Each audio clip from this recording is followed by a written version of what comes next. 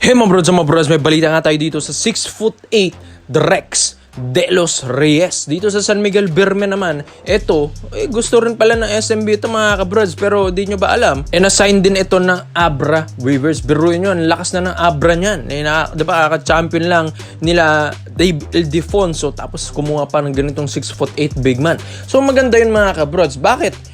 Pro na. Ito pong si Drex De Los Reyes. Hindi naman na kailangan i-draft ito sa PBA dahil considered na pro ka na. Dahil MPBL pro naman yan. Hindi naman amateur league yan mga kabrods eh. So, ito pong si Drex De Los Reyes kasi mas kilala dito sa as Mapua Big Man mga kabrods. Dito sa NCAA. Dito ito mas nakilala dito sa Mapua Cardinals na ito mga kabrods. Grabe ba naman kasi yung footwork sa ilalim. 6'8" na tignan mo mga kabrods. Kahit ganyan siya kabigat, ang ganda ng footwork, ang ganda ng physicality sa laro, ang ganda rin ng depensa sa laro mga kabrods. Yan din ang kagandahan dito kay Drex De Los Reyes. Kahit sabihin natin na sabi nila na mabigat daw na player, pero tignan nyo, mabilis din pala kahit papano. Nandun yung reflexes niya. Dahil dati rin naman itong forward ang position, kaya napaka-agile na big man nito mga kabrods, flexible pa. And may tira pa sa labas. Yan ang kagandahan din sa kanya. Ang hirap nga depensa nito ni Drex De Los Reyes eh. May mga reports din tayo at alam kong na-report na rin natin ito ng Hinebra, interested din dito kay Drex De Los Reyes. Siyempre, hindi naman papatalong SMB. Nakaka-champion lang ngayong season, ngayong All Filipino Cup na binirang TNT Tropang Giga, na gusto nila na magpalakas pa ng husto. Bakit? Commissioner's Cup na next season mga kabrods. Ang lalaki na ng mga imports natin yan. Dahil sabi nga nila, puro 7-footer nga daw yung ibang kukunin ng iba't ibang kupunan eh. Kaya kailangan din na may katulong sina Junmar, sina Tautua mga kabrods sa ilalim. Dahil ayon din sa reports na isang shooting guard nga ang kukuning import ng SMB. Isang laro,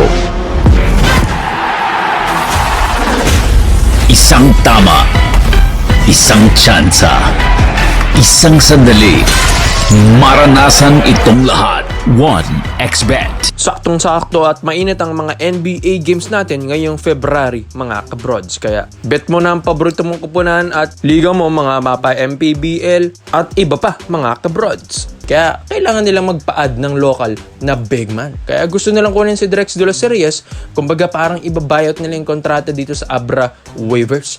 Yes mga kabrods, kung kakayanin ng SMB at kung kakayanin nila ang Abra, dahil medyo maselan din ang Abra na yan. Kahit sabihin natin kumukuha ng mga player dito ang PBA natin, mga kabrods, syempre kaka-champion lang yan sa MPBL. Baka medyo mahigpit pa yan sa mga players na kinukuha nila ngayon. Kaya mga kabrods, kung meron ka namang under the table na negotiation dyan, syempre bibigay nila ito pong si Drex De Los Reyes o baka isang season ang palaruin nito tapos lipat agad sa PBA. Magandang player ito dahil napakabata pa. Bro nyo, 21 lang yan, napakabata, di ba mga bros ni Drex De Los Reyes? Tapos ang ganda pa ng height, 6'8" kasing height ni Tautua, pero mas okay ako dito eh. Mas okay sa physicality sa laro, mas okay sa depensa, yung hunger neto sa laro, yung sipag neto sa laro, yung hustle neto sa laro. Mas okay ako dito kay Drex De Los Reyes kaysa kay Mo Tautua.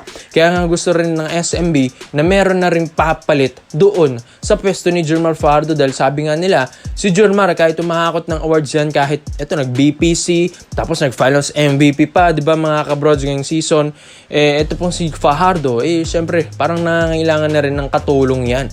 Dahil, syempre, in time, mamawalan ka na rin ng Fajardo pag tumanda na rin si Abay. Kailangan meron ka na rin mga kapalitang mga young guns, young bigs, na katulad nito, Drex De Los Reyes. Kahit di man kasing laki ni Junmar na 6'10", 6'8" naman na big man na kayang sumabay sa kahit anong import, kahit mas malaki pa sa kanya. Dahil physical nga rin sa laro. Tignan nyo naman sa mga highlights natin, di ba mga kabrods? So kung makuha ito ng SMB, check talaga na mas lalakas yung lineup nila, yung core lineup nila next season mga kabrods. Baka kunin na naman nila yung championship na yan. Alam din naman natin ng SMB, di yan tumitigil. Nasa Grand Slam bid ang mindset niyan. Kaya ikaw mga kabrods, Drex De Los Reyes to San Miguel Birmen. Dito naman po tayo sa kabilang balita naman natin mga kabrods. Ashon Andrews, ang 6'4", 22 years old na MPBL player ng Mindoro Tamaraws. Biruin nyo mga kabrods, may ganitong player pala sa MPBL na 6'4" guard tapos ang bata pa. So medyo parang nagtataka ako bakit wala pang kumukuha nito sa PBA. Pero mga kabrods eto na nga, nagsisilabasan na rin ng mga reports and rumors na parang gustong kunin ito ng Barangay Ginebra San Miguel. Alam din naman natin ng Ginebra, nagre-rebuild yan. Pagkatapos nilang malaman na nag-champion na naman ng SMB, syempre parang gusto rin niyang labanan ng Barangay Ginebra San Miguel na sana na sila naman ang kukuha ng kampyonato ngayong Commissioner's Cup 2026. So, paano yan mga kabrods? Rebuild. Kaya ito, gusto nilang kumuha ng maganitong 6'4 guard dahil ang daming nawala sa kanilang mga magagaling na player katulad na lang ni Amici, ni Malonzo, di ba mga brods? Mariano, nawala rin yung depensa. Pesumal na shooter, di ba mga brods? Kailangan din talaga na merong sharp shooter, merong para kang tall player, tall guard na kayang dumepensa sa wings dahil kailangan din ng katulong sa wings ni na Jetaroy Rosario and ni na Norbert Torres mga kabrods. Kaya yan din ang maganda dito kay Ason Andrews na 6'4 na guard na agile na player. Kayang pumukol ng tres, kayang maggwardya, kayang umilalim sa tres na posisyon.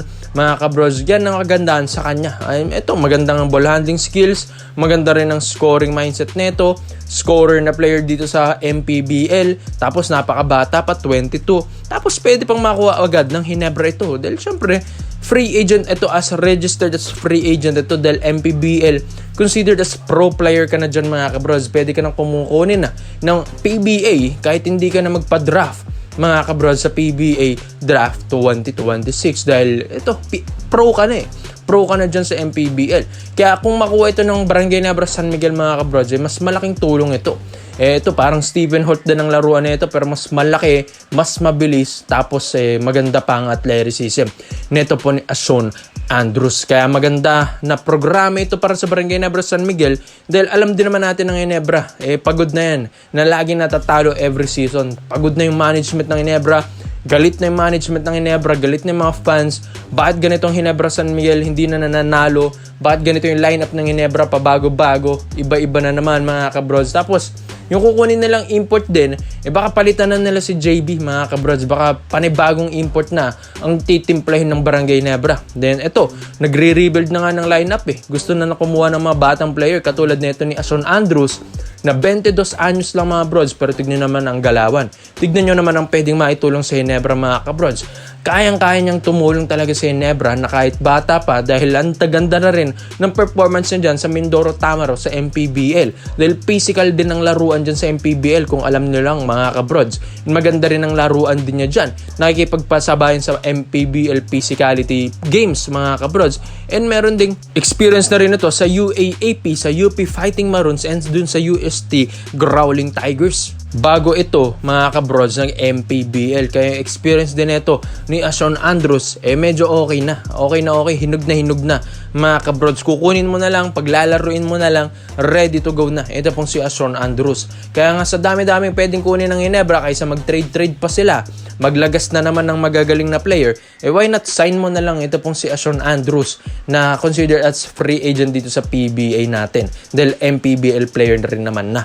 Kaya ikaw mga kabrods, sa tingin nyo ba paldo ba ang Ginebra dito na makuha ito pong si Ason Andrews? Kaya komento mo lang pa mo dito mga bros at isa-isa natin yan. Salamat po sa panonood mga bros. This is Full Basketball. Try Europe sila lang.